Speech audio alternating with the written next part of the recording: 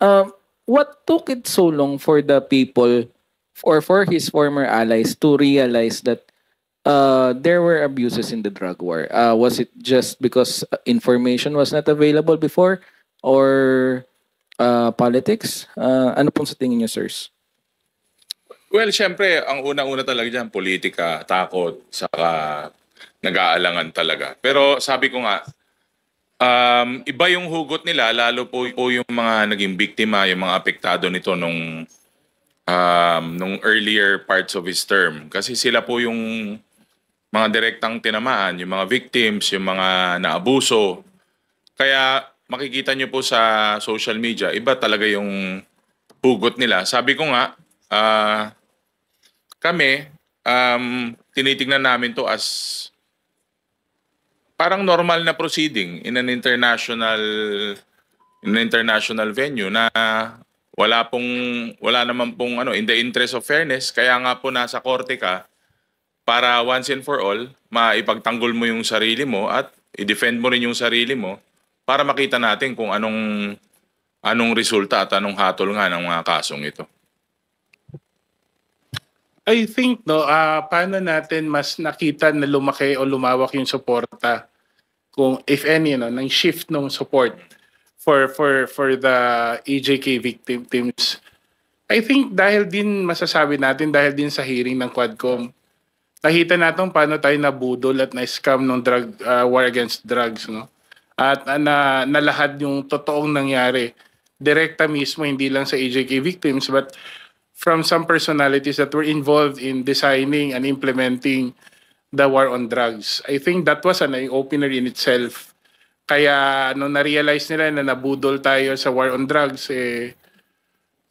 nagkaroon siguro ng lakas ng loob o di kaya mas naliwanagan ang lahat na ang ganitong pangyayari kung saan ginamit ang buong puwersa ng Estado, the entire apparatus of state, to disregard the rule of law in order to achieve some goals other than what's legal, only find this step, itong pag-aresto kay dating Pangulong Duterte as part of our common pursuit for justice. Hindi na ho nalalayo doon Alangan naman pabayaan natin after lahat ng nalaman namin sa Quadcom at dun sa mga testimonyang ibinigay, hindi po enough na nalaman natin. Kailangan may mangyari, kailangan may managot, kailangan mabigyan ng katarungan ang mga namatay ng EJK. Lang kasi nung nagumpisa po tong Quadcom, talagang naging target kami ng fake news, pagpapalaganap ng fake news.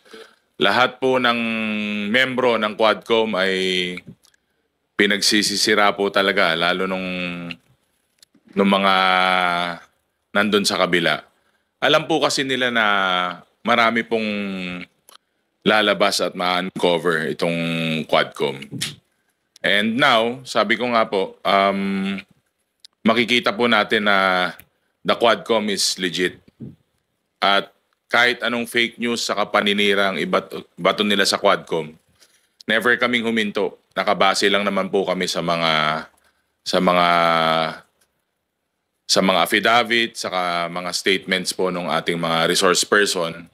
At ulit-ulitin ko, ngayon, mas siguro nakikita ng taong bayan na the Quadcom is legit.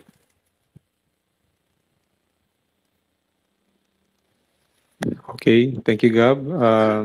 You may ask your questions. Elson Kismoria from Manila Bulletin.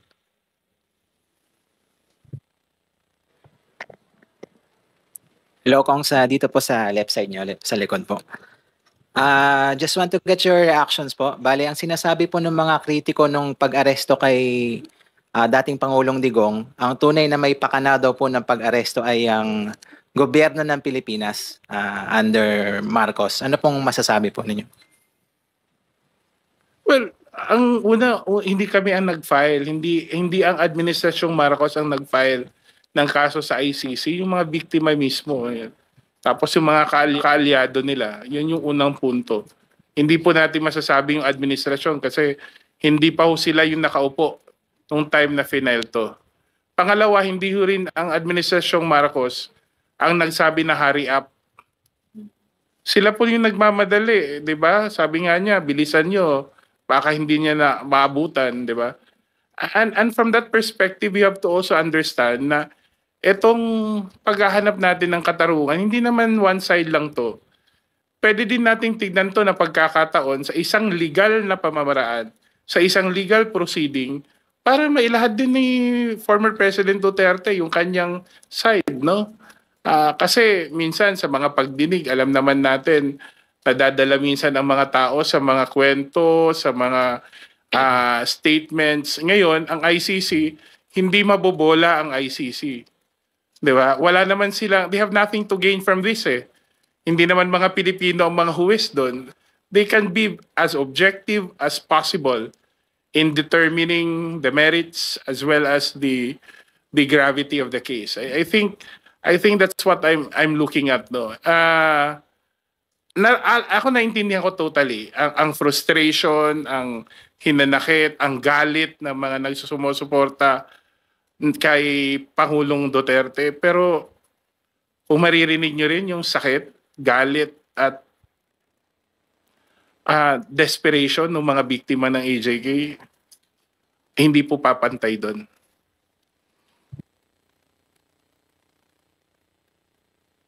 Anybody else po? Yung Marcos government daw po may pakanano pag-aresto kay Digong. Fake news po yun. That's it? Okay. Okay po. Yes Sir, po, yes po. Just to react on that, I guess it's unfair to accuse it to the present administration or to the Marcos administration. Again, yung timeline, tignan ho natin. Kailan na-file yung kaso? The case was filed during the incumbency of President Duterte. Di ba? Doon nga sa kanyang implementasyon ng war on drugs, that's why we have these EJK victims. And the families of these EJK victims, walang naaasahan, walang ini-expect na hustisya dito sa ating bansa. And that is why they went to the International Criminal Court seeking justice. That case was filed during his incumbency. It so happens that the arrest warrant was issued at the time of Marcos administration. So what will the administration do? Again, we are duty bound under our commitment, no, by being a party, a long-standing member of Interpol. Ginawa lang naman natin yung ating pong obligasyon under that treaty. Hindi po sila ang may pakana nito. It was the ICC who issued the warrant of arrest.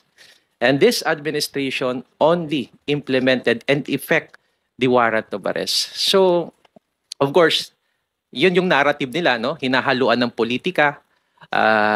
Siguro yun yung pananaw nila. But then again, it is clear that the Marcos administration has no hand in this case. It was the victims, it was the families of the victims of the EJ case who filed this case. Di naman kasalanan ni Pangulong Bongbong Marcos kung nag-file ng kaso yung mga pamilya ng mga biktima. Again, the case was filed prior to this administration.